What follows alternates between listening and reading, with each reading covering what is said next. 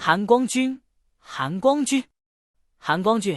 魏无羡慢条斯理的把手放在蓝忘机的下巴上，轻轻一捏，道：“这下你可落在我手里了。”事情变成这样，纯属偶然，谁也没有料到，一次普通下山、普通路见不平所遇到的普通邪祟，居然带有十分不普通的毒素。循着呼救声赶到的时候，那邪祟已经发狂了，半个脑袋肿大，稀稀拉拉的喷着黑雾，显然不是什么好惹的东西。夫妇俩万不得已，由夷陵老祖先吹些糟心的曲调来吸引他的注意。韩光俊趁机虎口救人，夷陵老祖难得能大显身手，使出浑身解数，吹出来的调子连鬼神都为之痛哭。好不容易将邪祟从一串小孩边上拉走了，谁知一个孩子可能刚才惊吓过度，一直憋了一口气在胸口，见邪祟越来越远了，乍然一松，便控制不住的放声尖叫了起来。这一叫不得了，把夷陵老祖的笛音盖了过去。那邪祟调转头就要攻击，韩光俊当机立断，拔剑便刺，捅爆邪祟的脑袋后，被一团乌云似的黑雾从头龙到脚，虽然迅速掩了口鼻，却还是当场中毒，四肢不听使唤，身体变得僵硬。他在2个时辰之内都动弹不得，也无法开口说话了。信号已经发出去了，估计很快就会有人过来。魏无羡拍拍手，从门外进来。此地离云深不知处有将近200里路，魏无羡无法预见，背着一个比自己又高又重的男人暴走200里也不太现实，只能先找一间废弃的屋子安顿下来，放出烟花信号求助。蓝忘机被扶着靠坐在床头，垂着眼睛，似是有些愧疚。他们本来计划要去怀城看灯节，紧赶慢赶将将能赶上，不料半路出了这档子事，灯节泡汤了，也不知道什么时候才能等到下一次。魏无羡啃着从进士顺来的花饼，回头一瞄，洞穿了蓝忘机心中所想。蓝湛，你是不是觉得很对不住我呀？他笑盈盈的在床边坐下，不就是一个灯会吗？以前云梦也经常办灯会，排场不比怀城小，灯会我都看腻了，还不如看你呢，你比灯会好看多了。蓝忘机望着他，眼底微动。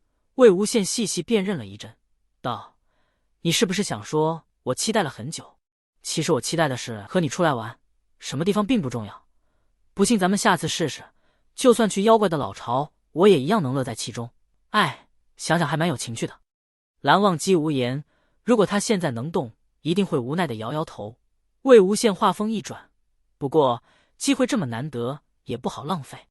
蓝忘机面露疑惑，魏无羡把最后一口花饼嚼2嚼咽了下去，手指一根根吮干净，忽而翻身上床，跨坐在了蓝忘机的腿上。屋里的空气逐渐凝固，窗外的鸟鸣声渐渐清晰。魏无羡道：“怎么了？有什么奇怪的地方吗？”蓝忘机的目光凛冽了起来。这个场景似曾相识，魏无羡想了好一会儿，才豁然想起，当年他为了一块通行谕令爬到蓝忘机身上，蓝忘机说下去时便是这个眼神。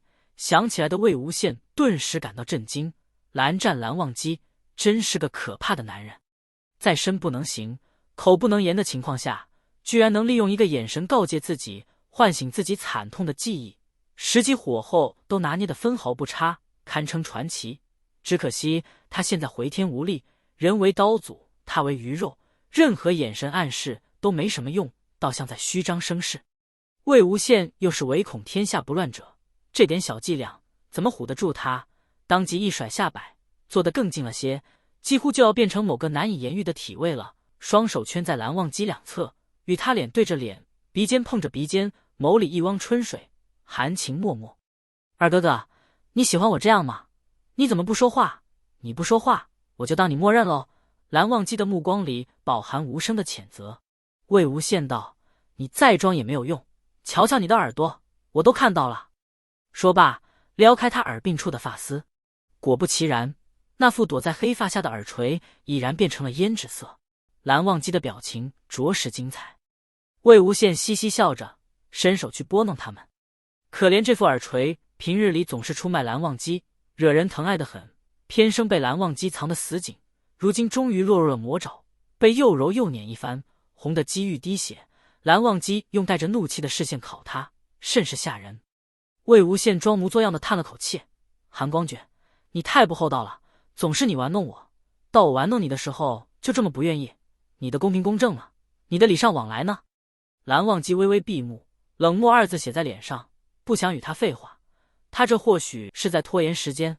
魏无羡心道：蓝湛这个人，平时在床上那么凶，一到外面就羞得跟什么似的，处处都好像是我在欺负他。难得今天学乖了一回，打我打不成，跑也跑不了，不一雪前耻，岂非堕我威名？一不做二不休，魏无羡心一横，手上一扑，抓向了他的下身。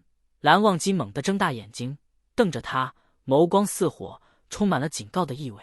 然而此时天塌下来都已经阻止不了魏无羡了。他非但不放手，还支起上半身，吧唧一口亲了上去，花饼的气息还留在他唇齿间，酥得软腻，入口即化。蓝忘机蹙紧了眉心，胸膛不断起伏，似是呼吸有些困难。魏无羡偷香得逞，却不甚满足，换了个姿势，一条胳膊折起来架在蓝忘机肩上，整个人半偎在他怀里，扬起下巴，舌头竟顺着蓝忘机的唇线描了起来，这简直过分猖狂。偏那小舌上的俏皮却也温柔，爱抚似的在蓝忘机唇上滑动一番，细碎的纹理一一舔过，残留花香尽数收了回去，又毫无逾越之意，只徘徊在齿关，欲擒故纵，点到为止。他微侧着脸，半合着眼睛，一副彻底沦陷的样子，戏耍够了，又支起睫毛看过来，双眸亮得像星下的雨。两人的呼吸纠缠在一处，有些湿漉漉的，云雾缭绕。魏无羡将蓝忘机按在床头，带着隔岸观火的一吻末了，又是四五下，轻飘飘的啃在他嘴上。眼看那张俊脸逐渐扭曲，他一边挑衅似的抿唇，一边在心底狂笑：有趣，太有趣了！调戏蓝湛真是世界上最有意思的事。蓝忘机的表情像是要生吞活剥了他，而他以德报怨，春风化暴雨，连连吻在那大好河山上，吻得那清江水、玉山峦、月亭阁层层破碎，如此顽劣，如此绝妙。手还在下面不依不饶，站着他的宝贝不放。桃花眼的眼尾像月牙似的翘起，笑意洒在脸上，将人魂魄都勾了去。这么生气啊？他含着一口半梦半醒的声音，咬着蓝忘机的耳朵道：没关系，我今天亲你的，日后你都可以操回来。于是日后，韩光俊用行动让夷陵老祖知道了什么叫口出狂言不可为。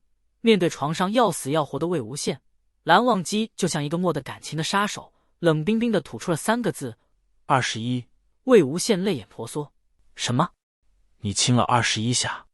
哈哈哈！韩光俊，你怎么还数这个呢？蓝忘机身下猛地一动。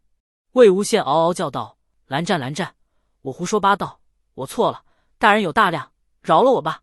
不行，你听我解释，那个21，他不是普通的21，他其实是有原因的。蓝忘机面无表情，静候下文。魏无羡细心道：你想想，我上辈子欠了你那么多，亲你21下，正好把21年没亲的都补回来，对不对？蓝忘机沉默半晌，突然道：不对。魏无羡奇怪：怎么不对？蓝忘机道：少了。哪里少了？还有13年。如果你喜欢我分享的小说，请点击订阅频道，欢迎在视频下留言，你们的观看是我剪辑影片的动力，感谢您。